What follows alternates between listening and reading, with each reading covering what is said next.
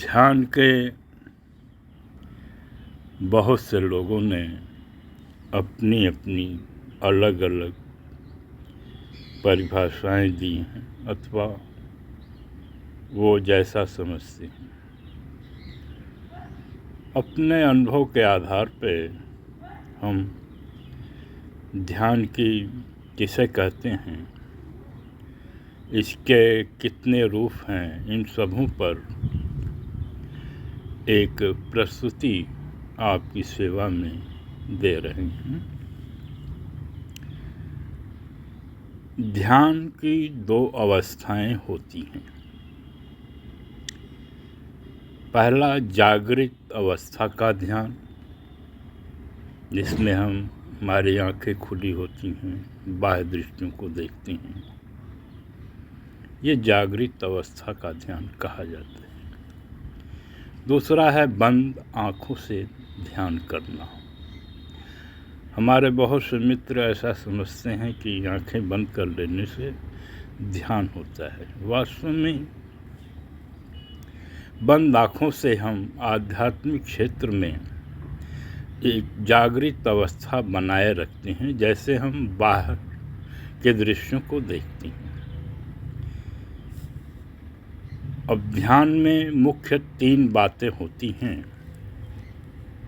पहला आँख, दूसरा देखने वाली वस्तु, तीसरा इसमें सूक्ष्म मन हमारा हमेशा कार्यशील रहता है। जिस वस्तु को हम देखते हैं, सुनते हैं और या अथवा बोलते हैं, इसमें मन बराबर सक्रिय रहता है। तो ध्यान में 3 मुख्य भूमिका निभाने वाले हैं। आँख, दूसरा है देखने वाली वस्तु, तीसरा है सूक्ष्म मन। अब ध्यान का तरीका क्या है, किसको हम समझें कि ध्यान है या ध्यान ऐसा होता है। इसे देखने में सूक्ष्म रूप से हमारा मन भी साथ होता है। जब मन वस्तु और देखने की स्थिति एक हो जाती है तो हम कहते हैं कि यह ध्यान है। दूसरे शब्दों में इसकी संक्षिप्त परिभाषा यह हो सकती है कि आँख, मन और वस्तु की परस्पर संयोग की प्रक्रिया को ध्यान कहते हैं। खुली आँखों से बाहर के दृश्यों को हम देखते हैं, इसमें भी ध्यान कहा जाता है। एक मोटरसाइकिल का मिस्त्री नट बोल्ट को टाइट करता है, नट को देखता है आँखों से और उसका मन क्रियाशील रहता है कि ये बाएं से खुलेगा अथवा दाहिने से। ये सूक्ष्म रूप से होता है। जो अभ्यासी हैं उसको सोचने की व्यवस्था नहीं रहती, वो तत्काल क्रियाशील हो जाता है उसके हाथ। तो खुली आँख से बाह्य जगत को देखते हैं ध्यान, और आंतरिक बंद आँखों से। बंद आँखों से यद्यपि हम आँखें बंद अवश्य रहती हैं, लेकिन हम भीतर से देखने का प्रयास करती हैं। यद्यपि हमें कुछ दिखाई नहीं देता है, किंतु साधना के सतत अभ्यास से आप संपूर्ण ब्रह्मांड के स्थितियों का अवगत कर सकते हैं।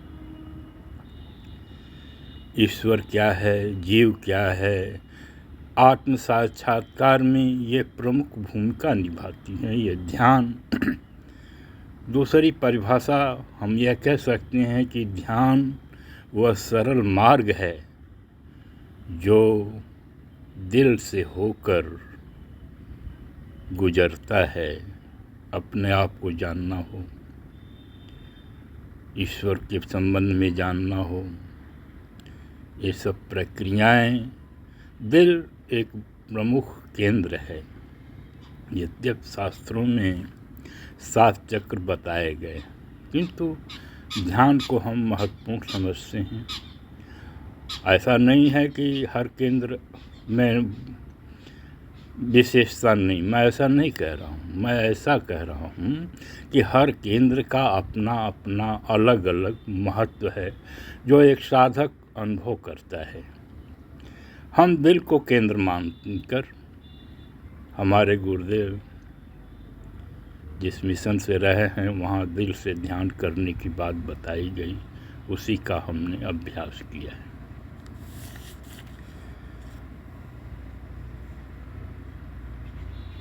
अन्य चक्रों में स्थिति यह है कि हर चक्र शरीर के अनेक दोषपूर्ण अवयवों को प्रभावित करती हैं। इससे हमारी शारीरिक कमजोरियाँ, परेशानियाँ, दैनिकचर्या ये सब प्रभावित होती हैं। बहुत से मित्र इन 7 चक्रों पे अपनी अपनी भूमिका अदा करते हुए अनेक परेशानियों का कारण बताते हैं और इनके समाधान भी करते हैं। ये सत्य है। मनुष्य स्वयं में एक अद्भुत रहस्य है। ये ईश्वर की अद्भुत उत्पत्ति है, जिसे हम कह सकते हैं उत्पत्ति है। एक अनमोल ऐसी व्यवस्था दिया है कि वह स्वयं को भी अनुभूत करा देता है। धन्यवाद।